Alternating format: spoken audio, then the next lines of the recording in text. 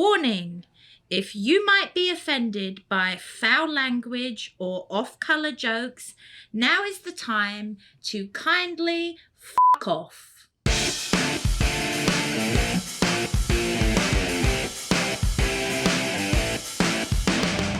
Hello and welcome to another episode of the Londoner Calling Pubcast. My name is Ben Drabick, joined always by Barry Tate. On today's episode, we're going to talk about the Premier League. We're going to have to go back because the last time we chatted, it was before we played each other's clubs. We are going to talk about that. So you want to talk about Arsenal beating Chelsea 5-0? Yes. I would love to. We will start there. We're going to talk about all the other games, what it means for table position. We're going to have an interview. We have Paul Rooney, no relation to Wayne Rooney. We will touch on that again. But Paul Rooney, he's an Evertonian. He's going to come on. He's in a great mood with Everton getting safety and Liverpool worse off a little bit than they were a couple weeks ago. And then we'll wrap up with Wanker of the Week.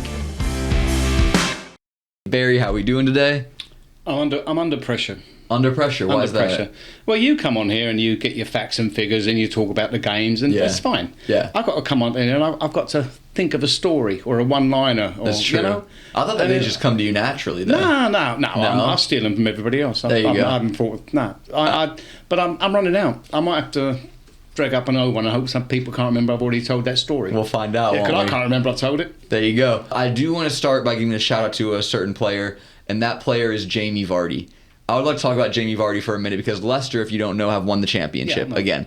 So they're guaranteed promoted. Never say if you don't know. I know everything. You know everything. Forgive me. I don't know if you knew they won yesterday. Viewers or listeners, if you don't know, because if our viewers or listeners didn't know, Barry obviously knows, but Leicester won the championship. Right. That means that Jamie Vardy has won the championship, the Premier League, the FA Cup, the Community Shield, the Premier League Golden Boot, been to a quarterfinal in the Champions League.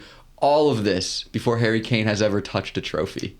Is that not beautiful to you a little bit? Like, what a career. What a career for Jamie Vardy. No, it is, but it's still like a draw to a point, isn't it? Because Harry Kane was surrounded by whoever he was surrounded. Maybe his loyalty cost him. Maybe it did. Well, he moved to Bayern Munich and still didn't win a trophy. They ended their 11-year title run there. But I do want to think, for Jamie Vardy, is that not one of the best careers you could imagine? You start in the, 6th tier of England football, all the way up to Leicester City. You go, you win the Premier League, the Golden Boot. You have the 10 straight games with a goal in the Premier League, that record. And then you get relegated again, and you again carry your team back to the Premier League. Is that not one of the greatest careers, like, in modern history? I didn't know, but of course it's good. I've got to put it up there. Some people are happy to win one medal, one trophy, and a lot of them, most of them don't. 99% of them don't, do they? It's true. No one. You can only have one winner every year, right? If you play for Arsenal, you keep coming second. Well, we'll find out about that. Let's move on then. Let's move on to Arsenal since you brought us up, Barry. A week ago we played Chelsea. Your prediction for that game, if you don't remember, it was 2-2.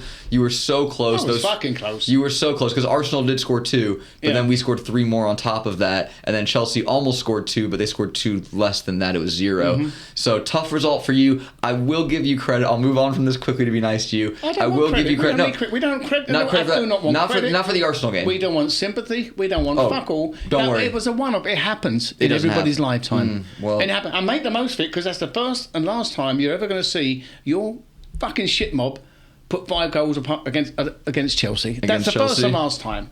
Okay. Yeah, for sure. Great. When's the last time you beat us? Remember this conversation. I will. I can't wait to play you. I can't wait to play you again. I can't wait to play you again. I'm going to move on. I'm going to give you credit for your result against Aston Villa, where you were 2-0 down and you battled back to 2-2. VAR got you in the end. It looked like Badiashile scored the winning goal.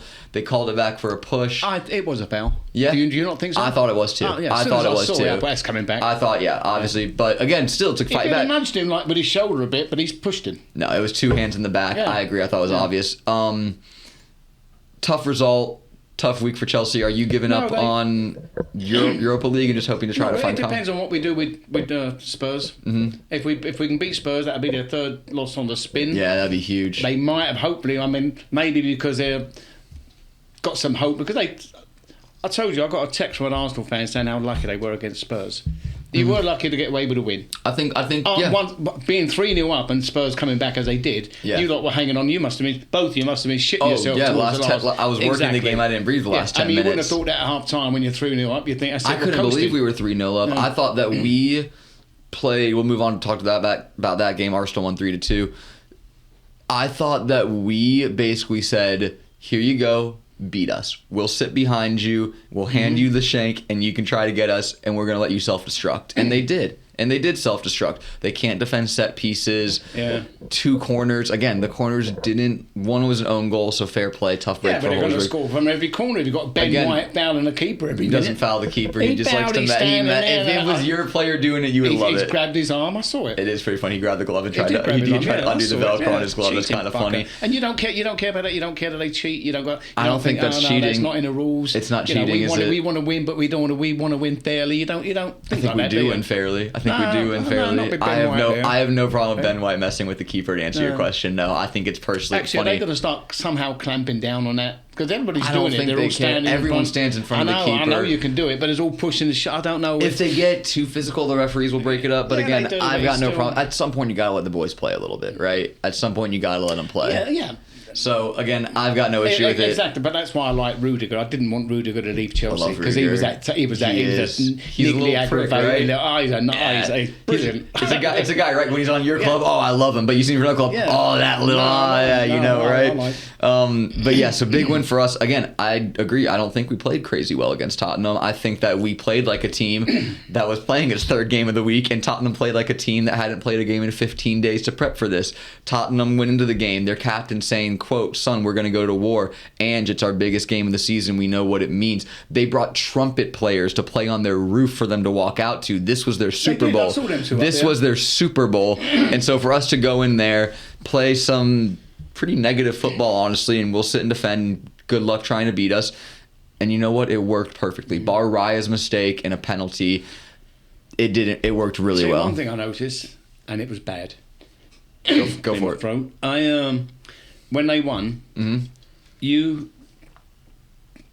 trying not to swear a lot now. You fucking wankers were celebrating like you'd already won the EPL. So the reason for that? What the reason for that? What was that? So we were making fun of Spurs. Because week 3, Spurs against Sheffield United were down 1-0, scored 2 very late goals to win the game 2-1 against Sheffield United at home. Match week 3, mind you. They all grabbed hands, ran, threw them up to their supporters, and did the exact celebration Arsenal did in week 3. I think our players knew about that, and they were taking the piss, copying the celebration on their home ground. You're acting like we've already won the EPL. Don't put some feeble little fucking I'm sitting here saying we haven't. There is reason. That was the exact reason right there for you didn't know the reason, so now you're trying to be like, there isn't a reason. If I was a Man City, when Man City, when they score or they win with like 2 games to go, I don't see them running around celebrating. No. Sorry, if you could have fucking picked a trophy up and run around the ground. Sorry that my team was happy for beating our biggest rival on the road in the midst of a title. Sorry for being happy about. Let us be happy. I'll tell you what, it's probably right for all the Arsenal players. Let us be happy. They're known for being premature. Mind you, this is the Chelsea team whose fans went berserk and celebrated getting promoted from 10th to 10th when they came back to beat Man United. So, let he without sin cast the first stone and all that. Your club was going crazy when you beat Man United. Why were you celebrating like that, Because it's Man United. Yeah, okay. And it was all in the last seconds. That was emotion. We want to celebrate, and it was emotion. Mm-hmm. We can't have emotion. We can't. No, you can't. The difference between emotions and celebration. It was celebration. Yeah, it was celebration. You're damn right. You could have fucking had balloons. If you knew what it was like to celebrate a win, you'd want to do it too. If you knew what it was like to celebrate a win in the Premier League, you'd do it too.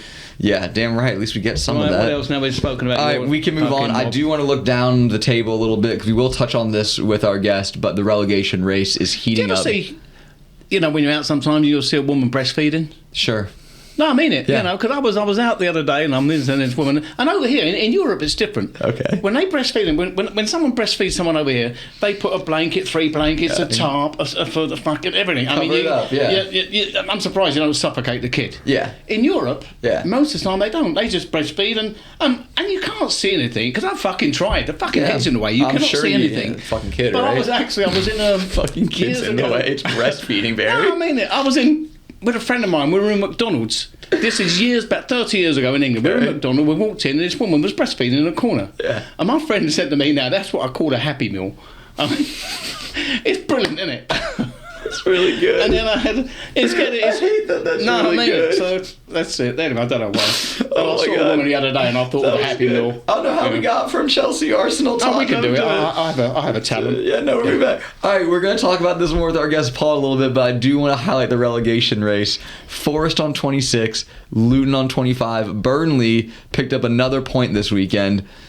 Man United, I don't know what to say. They're up 1-0. Man United dropped points to Burnley at home this weekend. Onana. He's done that before. That goalkeeper. He did it week 1. He did the same thing with Wolves. He did it week 1 against Wolves. Yes, yeah, and he punched him, and they didn't call it. Yeah. And so we talk about VAR being consistent. How is that was exactly the same thing, and he smacked him in the ear roll. This time they did give it. Caught. This time he got caught. The penalty was given. Burnley scored. Man United they look in shambles, don't they? Don't they? I mean, I say this every week, but again, Ten Hag. Do you think he survives the summer? I was talking. I heard they said Ajax might want him because now that Liverpool have got their they got Arne Slot. Snot. That we're calling him? Yeah, Snot. He's the Feyenoord. You know something interesting? He's the Feyenoord manager, or was. Obviously, he moved to Liverpool. Last year, when him and Ten Hag were both in the league together, even though Ajax won the league or whatever, Slot won Manager of the Year. Okay. He was the one that got deemed Manager of the Year for his performances with Feyenoord, despite Ten Hag winning the league. So I thought that was very interesting.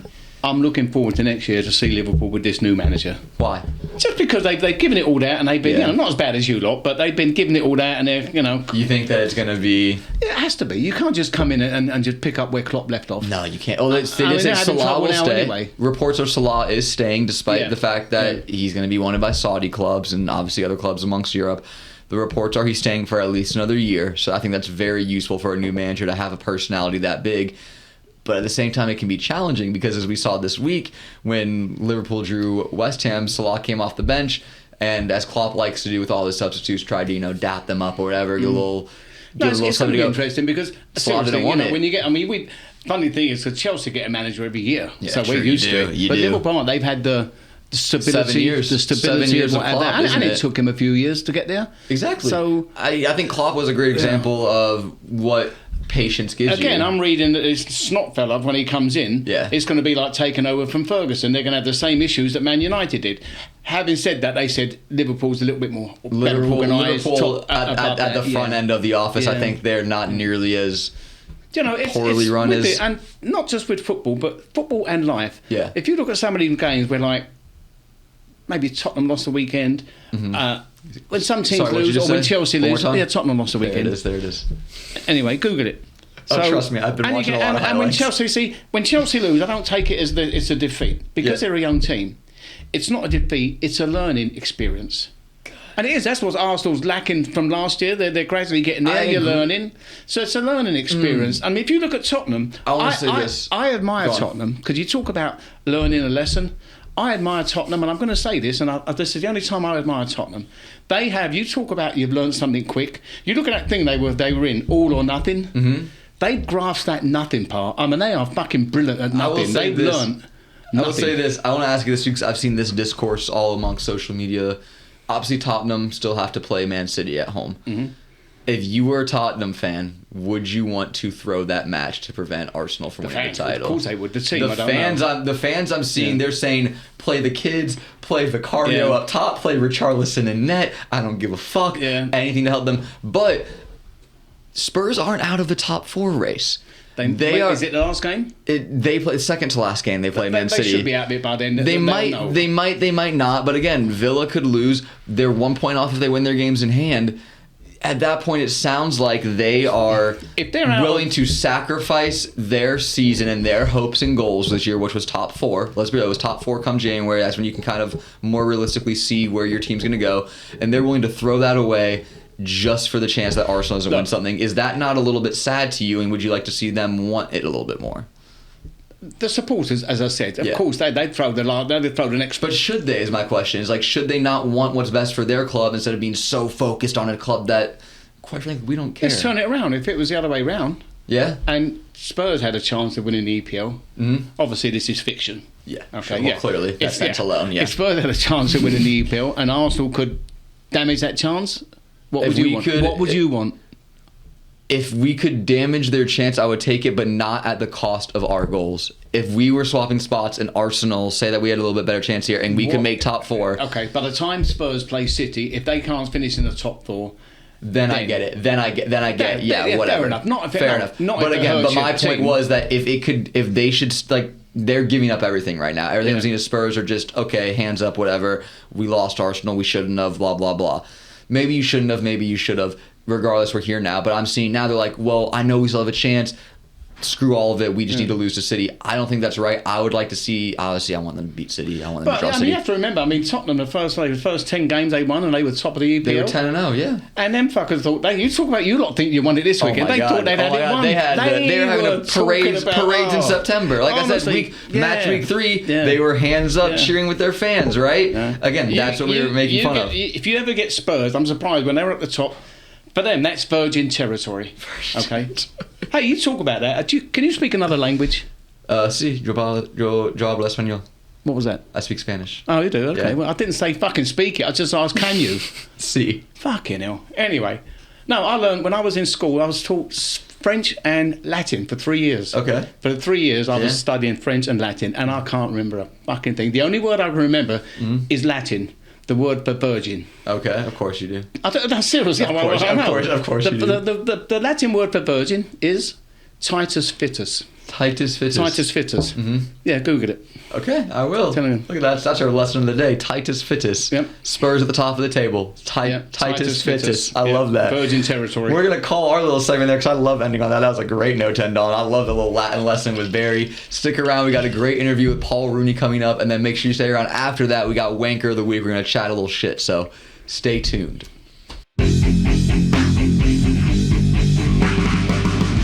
And welcome into the interview section of today's episode. Today we are joined with Evertonian Paul Rooney. Paul, how are we doing today? Doing all right, thanks. How are you? Good, man. Thank you for being here. And you must be in a pretty good mood, barring these last couple of weeks of results, not only for your club but for that red club on the other side of town. I think you've got to start again and let people know. Yeah. You've thrown the name. He's an Evertonian. The name's Rooney. Let them know he's got fuck all to do with the real Rooney. Okay, yeah. There is no relation to Wayne, correct? Just so the record. No. No relation to Wayne. No, not at all. Sorry to get everyone excited. We don't have Wayne Rooney's cousin, brother, or something here. But Paul is a great person. We were thrilled to have Paul here. So, yeah, Paul, but when you told me last week we got Rooney coming on, I got all dressed up. I brushed my fucking teeth, and it's in. Well, it's about time you brush your teeth, Barry. So, Anyways, let's get back into what I was saying there. You must be thrilled with these past couple of weeks of results. Yeah, yeah. It's been a rough ride this year. This year. Well, with the point deduction and stuff. And it looks a lot worse than it actually is. Mm-hmm. Because if we hadn't have had those point deduction, we'd be sitting a little bit higher on the table. I think it'd be about Brentford. I've reading yesterday. No, they were. For those who don't know, Everton had 10 points deducted, had it reduced to 6, and then had further 2 taken away. So 8 points deducted in total this year when it all spills out. Mm-hmm. Obviously, you'd be in a much higher place on the table right now. That being said, you did guarantee safety. You beat Brentford, Adrissa Gay, a couple screamers in the past couple of weeks. I know, it's insane. How are we feeling? Because I saw when y'all won the other week, and it was Onana that was dropped for Adrissa Gay. I was kind of surprised, as Onana's been one of your better players this year. But how are you feeling now that you're safe, and you're also looked to be safe from a Liverpool title potentially? Well, it's obviously. It's nice to be able to enjoy the last few games without any, stress. Last year, if Decore hadn't scored that goal, I think if Everton get relegated, they ain't coming back. Really? I don't think they'll ever be the same club. Wow. I really don't. That's so interesting because Leicester just got straight back up. For those who didn't know, Leicester are promoted again from the championship. So if Everton win anything, that's it? They're doomed for life? Well, maybe not for life, but I don't think they'll get straight back up. The top, it's not as bad now because we've had a good little winning run and we're safe, but it was toxic for a long time at Goodison. It was horrible. I remember going to when I was back home about 2 Christmases ago, and I went to the Wolves game at home, and my family has the second row in Park End, right behind the goal, and there's Mason Holgate's in there, and he's having a bit of a bad run of games, and you got fans calling him the C word, and it's we can hear them. Yeah, no, he's that close, and I'm like. The toxicity. You can't talk to your players like that. It's interesting you mentioned that because there was another very big player who talked about that exact topic, Gareth Bale. At Real Madrid, he spoke about how when he wasn't playing well at Madrid, the fans were very quick to hoot and holler and howl at him, and I'm sure call him the C word and some other Spanish words too. And he said he just never understood it from the concept of you want us to win, I'm on your team, yet here you are hounding me, telling me how bad I am. Do you think I'm going to play better because you're calling me these words and slandering me? Probably not. You're going to knock down the player's confidence. So I never understood that. I get fans are upset, but to go all the way as to slander your players to the point where they can hear you and knock their confidence, it just seems kind of ass backwards, doesn't it? No, yeah. It affects them. You can tell it affects them. Affects the way they play. As a fan, how do you get past that toxic chapter and look forward now? Again, like you said, pressure's off these last few games. Obviously, you have some tough games still to go, so it's probably nice that you have that pressure off. But how do you fix that concept now to go from all that, we're terrible, to, okay, we made it, we're safe? Is it just like a switch or what? Well, again, if you win, if you start winning games, it goes away. I think it's just the mentality of a lot of football fans, unfortunately. And, they just can't grasp the fact that they're going to have bad games. And, they're paying all that money to go, and you can see both sides of the story, but there's got to be a line, where you just got to, you can't really go after the players like that. Did you? You forgot to ask them the question we always ask. Go ahead. Go on then. How did you start following Everton? So my dad, and my brother, and the whole dad side of the family really. And I was fortunate because I had my auntie and my uncle. It was my dad's brother and my dad's sister. My dad's brother had spina bifida, and he was mentally handicapped too. So he'd been going to the game in his wheelchair since he was a little boy. Oh. And then there was another guy who my aunt used to go on the same bus, get picked up on the same bus as my uncle, another guy. And then what I would do is I'd wheel my uncle into the stadium, and my auntie would wheel the other guy in. So I'd get to go to the matches as a kid for free. We got to go to the old Wembley. I went to the Zenith Cup final, I think it was in 91. We played Crystal Palace in the final, we got beat 4-1, it was horrible. What's a happier memory you have? Because you've been around the stadium obviously for so long, you just mentioned with the stories. What's a happier memory? Well, 95 was good, I don't know. Winning the FA Cup against United. We were fighting relegation that year too. I mean, we finished like... Was Moyes the manager? No, it was Joe Royal. Okay. Joe Royal, Paul Rideout scored the goal, and obviously it was unbelievable. Do you remember that? What's her name?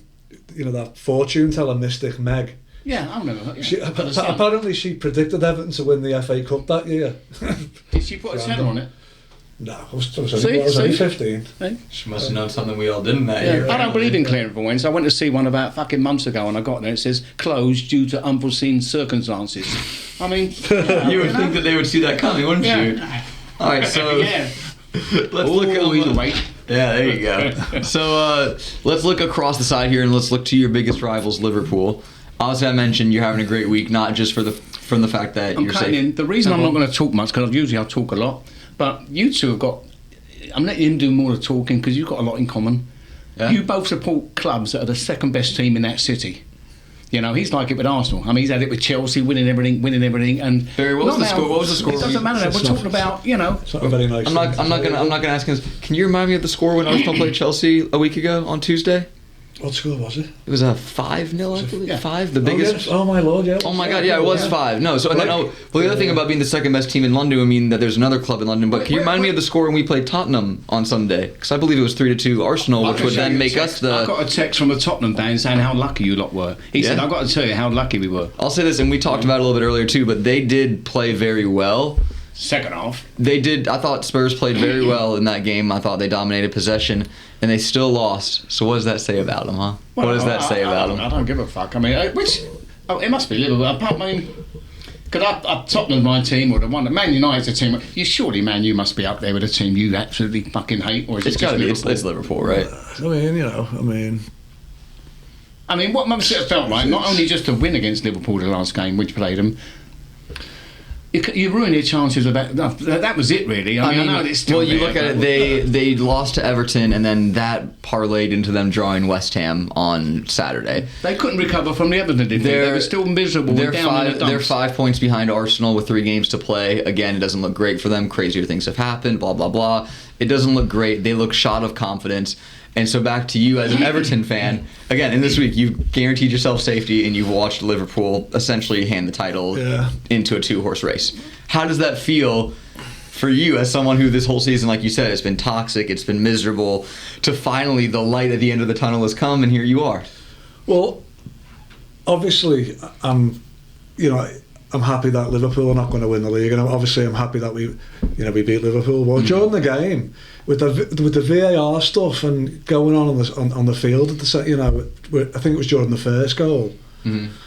It's hard to enjoy it, because you don't know if it's going to get taken away from you. So that moment of that euphoria that you get when your team scores no longer exists for me, because I can't get excited anymore when they score, because I'm always waiting for them to check it. It's horrible. The Swedes have said they don't want VAR. They won't take it in Sweden. Yeah, I think they're going to update some changes to it. It's ridiculous. Like we said, they're going to implement the World Cup offside, which is going to be a lot quicker. In terms of some of the decision making, here's my stance on VAR. I don't think VAR is bad. I think those running it are. I think that it's the officials themselves in England that aren't. I don't like the stoppage it takes, because when you're watching football, the momentum and what goes on, that's what builds the game, and the supporters, and it reaches a crescendo or whatever. But when it keeps stopping and starting, it's like watching the NFL. You can't get excited. I would agree, but to an extent of where I'd rather they take their time and get the calls right than they would speed run it and get something wrong. But I thought that was just part of the game, bad calls are always part, and it always gives you an excuse when you get beat, and but again, that was part of the fun. I'm cool with there being less excuse and more the better team did win and the right calls were made. I mean, some you win, some you lose. Yeah. It seems like that with VAR as well now. There's good calls and bad calls in VAR too. Like I've seen penalties given, not given. You look at the Arsenal game this weekend, Tottenham fans were livid over decisions that weren't given and stuff. That penalty they should have had. Which one? The one on Kulusevski? When he clipped him. Trossard, he didn't clip him. They ran into each other. They ran into each other. They ran into each other. He clipped him. Yeah, but if they can't even get it right with VAR, what's the point of even having it in the first place? No, really. You got to give them the best chance of getting it right. To give them the best chance. There's no excuse if you've got video cameras there and technology. There's no excuse. And every angle to look at it. That's my point. Is that I don't think VAR in itself is inherently bad. I think it's those officials running it that they protect each other, they protect themselves, and again, like we saw with Nottingham Forest. I'm not saying they do or don't, but there's accusations of them having personal interest in certain games with certain teams. There's a certain angle where sometimes you will only see it, like you can see it from the left, from the right, straight on, and then you've got the Arsenal angle. Yeah. And for some reason, it always goes in their favour when you see it from the Arsenal angle. The thing about it is you look down on Chelsea because that's where they are on the table, way below us, way. Well, actually, I'm pretty sure it's like 30 points below us or something like that. But yeah, okay, you can't. He's our guest. We can't slander him. They're safe. They're in a good spot. I'm good. So with regards to staying up this year, okay, which is great. Then now you've got all that shit. Which are you going to get sold? Who's buying you? Because is that still going on with? Was it 7-Eleven or what they call it? The state of the 7-Eleven. Whatever the fuck. I don't know what it is. It was. It's an ownership group. 777. 777. Yeah. But either way, how do you feel about that? The state of Everton now. Well, I mean, I'd rather. They shouldn't even be in the conversation. 777. I mean, they obviously, they've got some issues, legal issues that they're seeing through over here, where apparently one of them is under investigation for fraud. So we don't want that at Everton. Oh, he'd be welcome to the EPL. They all do that. Yeah, true. Yeah, probably. But I'd rather. I wouldn't be surprised why someone hasn't actually come in for Everton. I mean, it's a sleeping giant. I mean, it's got a massive fan base. New stadium being built. I mean, when's that ready? It's a bargain. Not this season. Next season. Next season. How much were they trying to get them for? How much? Yeah. Would they sell Everton for? I think it got valued at like maybe 490 million or something. That's not that expensive. What did Chelsea cost? Imagine, 5 billion? Chelsea was something but also crazy. too, I don't know this if this is fact, like, but I've heard this, from a lot of Evertonians back at home, like that. The guys who bought Man City actually approached Bill Kenwright before City to buy Everton. Oh, really? And apparently, Bill Kenwright, well, what about, could I still be the chairman?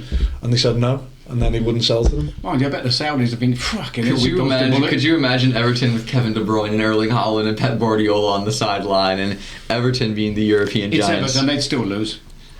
Well, how do you feel about that? Would you have wanted them to take over your club, and you're mad at the stubbornness of the chairman? Well, I mean, you look at the success of City, obviously. Obviously we wouldn't want that. I mean, now if City win the league this year, they take over us in titles because we've got 9. Yeah. This would be 4 straight for Pep and City. That's what I mean. Like, so I mean. So what about your? So obviously you keep the same manager next year. I mean, he's kept you up and what have you. I rate Sean Dyche. Yes, I like him. I want to talk about Dyche a little bit too because I rate him highly. I think that they need to back him. I was having Big Ange, the bubble, as manager of the year, but they're all talking about Sean Dyche now. I was reading yesterday about manager of the year only because of what he's done with all the. He said if he was to write a book about this season, he said it'd be in the fiction section. Really? Yeah, that's awesome. Yeah, he inherited a mad shit show for sure. Yeah, mad. But you know what? I've seen this season us play some really nice football. We just don't have a striker who can put the ball in the net consistently. Yeah, Calvert-Lewin has really kind of fallen off since a couple of years ago. He had I a great know. season. He was getting English shouts. So much, isn't he? Yeah, but this season he's been injured a bit. Not really. I mean, not considering. I mean, I think he missed like 2 or 3 games at the start of the season, and then he went on a run, and then he missed like a game about a few weeks ago, and then. Is that down to Beto not being the purchase that you thought he was going to be? Is that alignment of finances, or you just think that the club needs to generate a better academy product? What's the answer here? Well, I mean, any academy, it goes on cycles, doesn't it? They have someone will produce was it from the academy? I don't know. I think we got him from Milton Keynes. Calvert-Lewin? Yeah, we got him from Milton Keynes. I think you got him young, but I don't think he was like academy. I think he was just a younger player when he entered Everton's system. But Dyche, I mean, I'd say keep him because I think if he can get established, if he can get some money behind him in the next few seasons, I think he'll be. I think if you give Sean Dyche money, he makes a really good team. Oh yeah, I think he makes a really good team. I think he competes. I think he competes for top half. Yeah. I think he competes for top half with some money. Well, at the end of the day, top half definitely. But you look, I mean, if he can take Burnley to Europe, that's what I'm saying. You know, I mean. Again, Burnley didn't make it into the actual group stages of Europa League, but they did make qualifying rounds where they locked out. But this is Burnley, who we're talking about, are sitting here in 19th place, needing desperate wins, right? Again, a club like that, you would never think to look at the teams that are fighting for Europe right now, right? Chelsea, Man United, Tottenham for Europa League.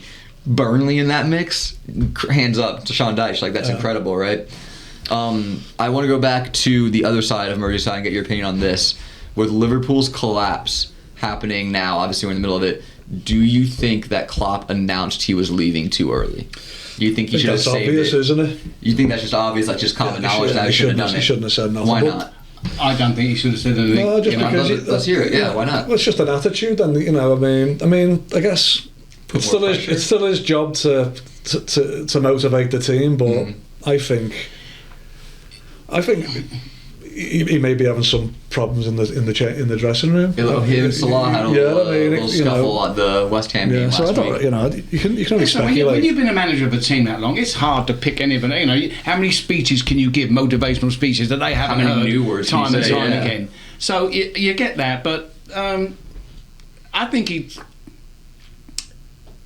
there's 2 ways of looking at it. You think, okay, he's leaving, let's win it for him, which is great. When you win, you'll go, let's win it for him. But when you lose 1 or 2, fuck it, he's leaving anyway.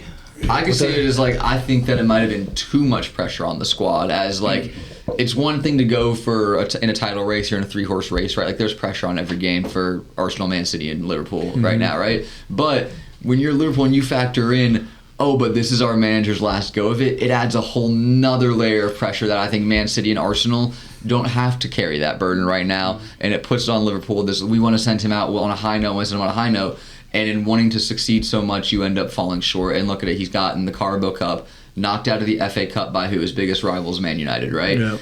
In the league, again, it's not over, but look, they're losing to their biggest rivals, Everton, stumbling to West Ham. They lost to Crystal Palace. And then you go to Europe, and they were embarrassed by Atalanta. It looks like the pressure got to them, and they capitulated. Oh, yeah. Tell him you're an Everton fan. You don't want to fucking talk about it. Tell him. Come here to talk about fucking Everton, Liverpool. I mean, I think it's both, because, I mean, for him, he should love talking about Liverpool's downfall personally. It is. I want to know, okay, when you called home after that result against Liverpool, your family, or text or email, what was it like getting the emails back, fucking euphoria or whatever they were celebrating? Well, I mean, I've only got one of my mates used my ticket for the derby, and he said it was the best freaking. Oh, really? He said it was unbelievable. It was at Goodison, right? It was the first time you beat Liverpool at Goodison. 10 years, isn't it? I think the last time they won, Mikel Arteta scored for Everton, actually. Oh, okay. He was on the score sheet last time they beat Liverpool at home. And they just said, it must be. But all my Liverpool fan mates were just quiet crickets, you know. It's probably just more. For them, it's one thing to lose a derby, but to not only lose a derby, but to then be like, oh, but this is our season. Like for me, when I was watching Tottenham versus Arsenal, when they made it 3-2 for those last 10 minutes, it wasn't like, oh, we might drop points. It was oh my God, if we end our season after being 3-0 up at our rivals, I'm going to lose my head. I was watching that game and I was fucking love anybody that wasn't a Liverpool fan. You have to, especially when it wasn't just a game. It was life or death, really. At the end of it, for you, it really was. You know, it was a good game. I was actually shocked at how well Everton bullied them off the ball. They did. They came out and I think Liverpool looked exhausted. They just looked beat again, and that might factor into too many games being played. Well, they should rotate the squad more and give, listen, there's no excuse. These managers, we played too many games. Shut the fuck up. You've got more than enough players to rotate your team so that they can all have enough rest. You just don't want to. Yeah. I mean, they did it in Chelsea in the final. They put all the fucking 12-year-olds on. It's ridiculous. Pep's the worst, isn't he? Yeah. What, moaning? Yeah. He complains about too many games. £100 million substitute coming off his bench. I know, saying the guy with 3 squads that'd win the Premier League. Honestly, that's what I'm saying. You need that many, number one. But then isn't that what you need to compete? Of course, we'd have to play academy players or reserve players if we wanted to. I like your bloke Braithwaite. Is he going to be? Is he still there? Or is he going to get bought? I think he'll end the next John Stones.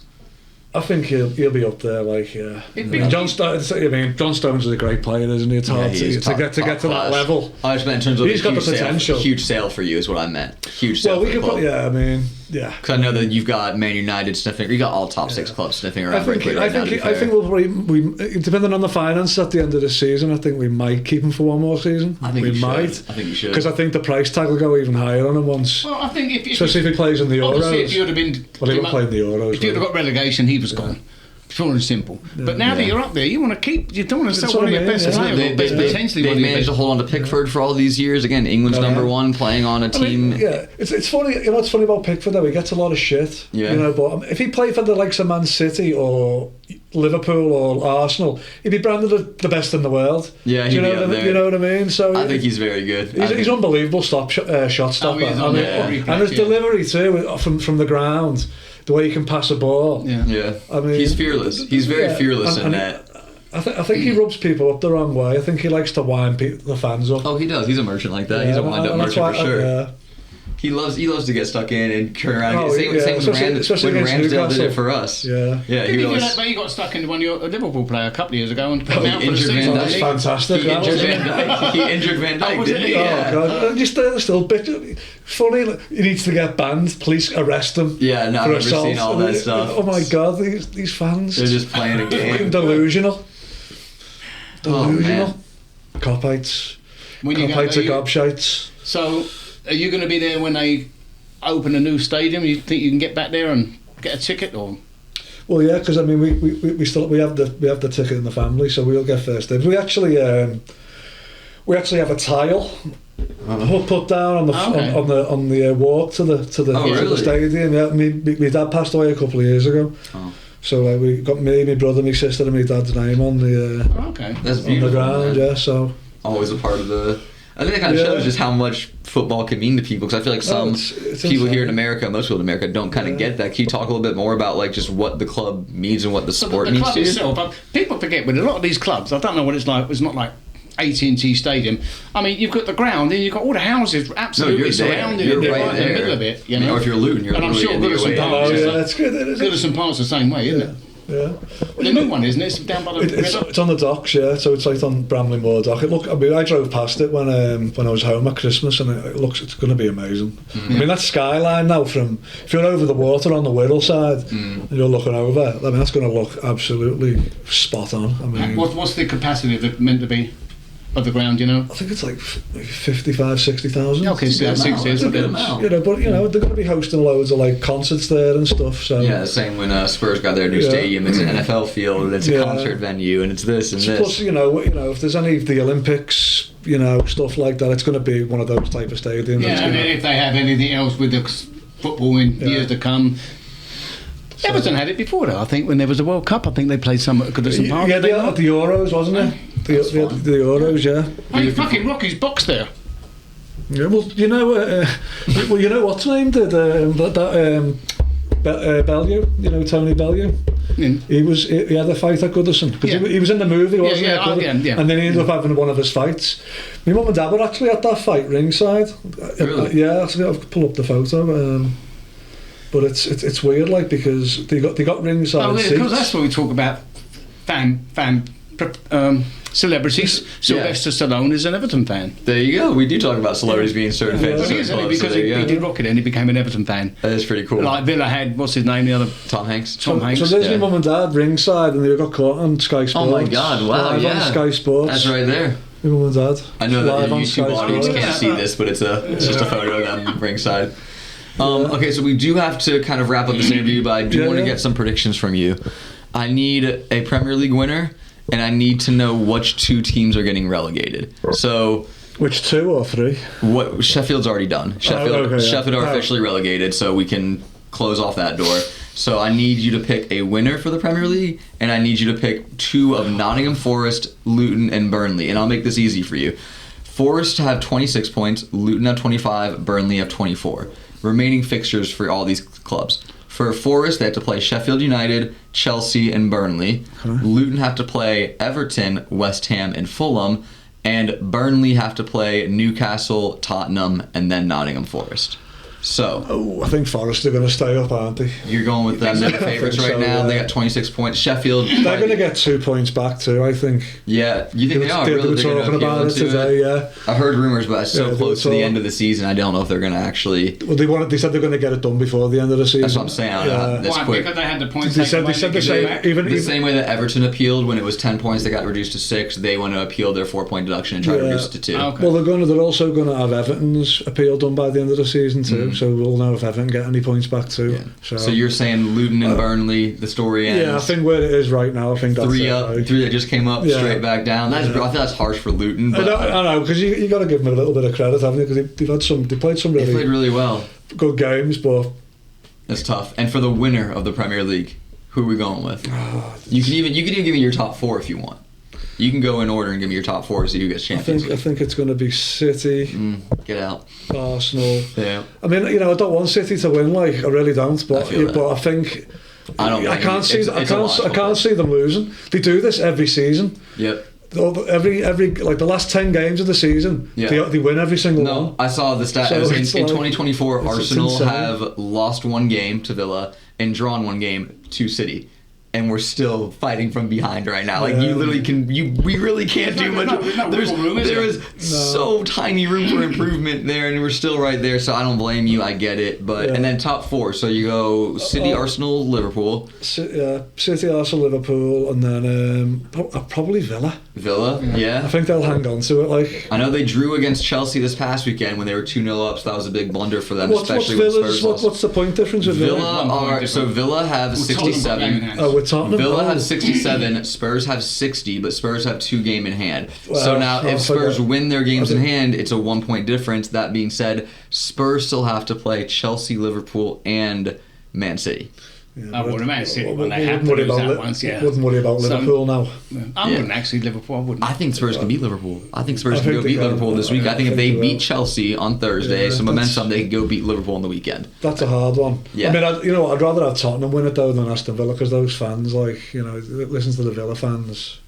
Yeah. On TalkSport. Just talk. Oh, really? Yeah. Are you a fan of TalkSport? Oh, yeah. Yeah. TalkSport, for those that don't know, it's a British radio channel where fans can call in and give their opinions on stuff. And the Villa fans getting mouthy. They just think that the fucking, God's gift to earth. Oh, my God. So what's it like? So you were at the game watching Everton against Liverpool in Addison. Mm-hmm. What's it? I mean, you were the only Everton fan. No, there was another one. Another Scouser was there. So there were 2 Everton fans. Yeah. What was it like sitting in the bar surrounded?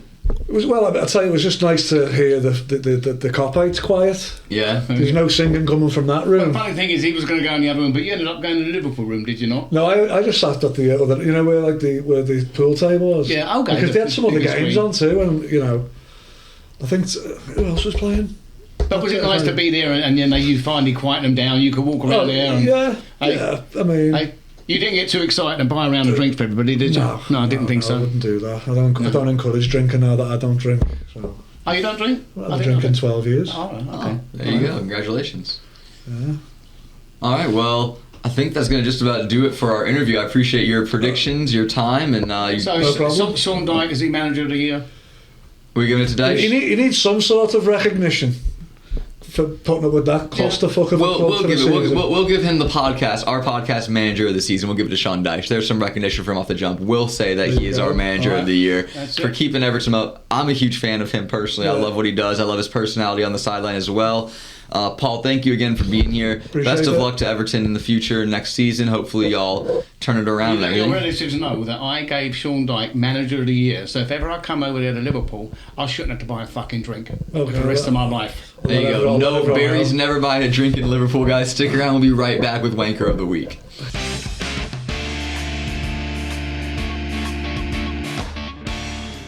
And a huge thank you to Paul Rooney for coming out, spending his morning with us, spending some time with us. It was a fun interview. I really enjoyed that. I love hearing the stories of all the fans that come on and all the history they have with their clubs and everything. Yeah. I like when you think, as I said, I know where they've all come from. I mean, I know where the grounds are. And they're surrounded by these working class family housing estates and what have you. So I've been where I come from, more or less. Mm-hmm. But no, I know where they've come from. So it's, that's why I like to try and get fans on board here, but I like to try and get British fans, because they can bring us what the Americans don't know. That's so much that Americans don't get to see. Yeah, even exactly. For me, when I work for NBC, right, one of the cool things is we have I have a channels of all the channels we get, and we have our control room. And sometimes I'll get to see the feed of the live ground that they don't show on TV, and I'll see players coming and going and stuff. I'm like, oh, this is so cool. But for the people in England, this is just our regular game day and stuff. The same way that they probably think an NFL game must be ooh, wow, we think that of the Premier League, so it really is awesome getting to hear these stories. Out, Paul was saying that, he's watching Everton, and I'm sure he's been to a few grounds in England. I want to find out which grounds some of these fans like to go to. That's a great ground to visit. It is, yeah. So we'll see. We'll ask that as one of the questions. If they have been to other grounds, which ground did you enjoy? Mm-hmm. Which ones were absolute shitholes? We do have other questions to deal with, Barry. First and pretty much most pressing is the Wanker of the Week.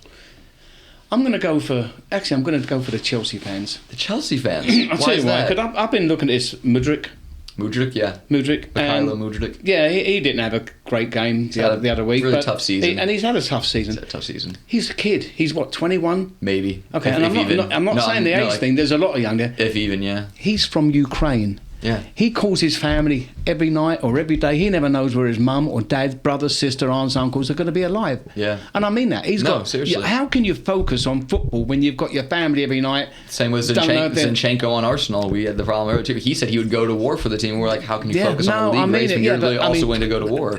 He's just moved to England. Yeah. I'm not saying there is a difference. Yeah, there is a difference. He's settled here. He's got some family. Here, yes. He's just got here. He's got to adjust to the EPL. Mm-hmm. He's got all this pressure from family back home. And then a £100 price tag too. No, they leave him alone. I mean, I hope Chelsea keep him. Mm-hmm. Okay, I think he's a good player. I think there's a serious player in there. Yeah. Again, and I don't mean this in a mean way, what forward at Chelsea in the last 4 years has been successful? Of the week of the Chelsea fan. Fucking leave him alone. I'm gonna give a rare one here. I'm gonna give it to Burnley's defense. I'm gonna give it to Burnley's defense because they're the first team this year to let Antony score a Premier League goal for Man United. But they let him do it. They let him do it. We almost had a full calendar year of a £100 million Man United winger not scoring a goal. Did he cup his ears? Or was he learned his lesson? He did a full celebration, over to the crowd and everything. He was really good. Was that his first goal? Of this calendar year. Year. He scored on his debut against Arsenal, funny enough. Yeah. Well, everyone does that against Arsenal. Apparently, yeah. But he had not scored in the Premier League this season. And for a player given as many minutes, as many starts, the price tag he's under, I'm giving it to Burnley for letting him score because I really wanted him to go a whole calendar year without scoring. Now, we're going to wrap soon. I know I said we do rank. He's out at the end of the season. Is he? Who's going to buy him? That's what I'm saying. Who's going to buy him? The wages that he's on? No. If I was him, I'd fucking hands back, feet up, and I'd collect my bill. But one more thing for you, Barry. Obviously, big game this Thursday. I want to wrap with talking about this. Chelsea-Tottenham. I want your feelings, predictions. Yeah? I was in bed with some woman. I thought, is that your husband coming up the stairs? I cut my fucking ears. Christ, man. Anyway. I should have ended the episode. I do want your prediction. This is a big one. Another London derby. Spurs have been struggling as of late, getting pumped by Newcastle, losing to Arsenal, which was their Super Bowl. Chelsea obviously lost to Arsenal, but just come back against Villa, so a little bit better in terms of form. But how are you feeling? This is a huge game for both teams. Chelsea if they want to stay in Europe, and Spurs if they want to still compete for Champions League. predictions, feelings, thoughts? It's going to be hard. We put in a good performance against Villa. You did. Admittedly, really Villa probably didn't put in one of their best ones either, but we put in a good performance. We're 2-0 down. We didn't give in, which we... You almost won the game. You were shoving the back away from winning the game. Tottenham... It's going to be 3 on the spin, so it's going to be hard to win. And also for them, it's at Stamford Bridge. The motivation for their players, you got to feel like it was just losing the derby game like they did against Arsenal. Also, how much they hyped up the derby game. Yeah. Like that to where they lost, it's got to be a huge, just emotional crash. I think what's going to be my prediction is I think I texted you during the week. We beat them 4-1. You did, last but time. they did have 9 players. Or they had 2 I don't give a fuck if they got 22. We beat them 4-1. You did beat them 4-1. It was it's not going to be 4-1. Nicholas Jackson hat trick, if I remember correctly. Exactly. Yeah. And of course, it's not going to be 4-1 this time because they're not going to fucking score. It's going to be 4-0. 4-0 is the final prediction for that. I can't help saying this. I'm rooting for you this week. I'm rooting for Chelsea this week. This is one of the very. So are a lot of Villa fans. This is one of the few weeks I will root for Chelsea. So Barry, me and you will root for Chelsea together on Thursday. And until then, we'll be back next week, guys. Thank you again for tuning in, and we'll see you next time. There you go.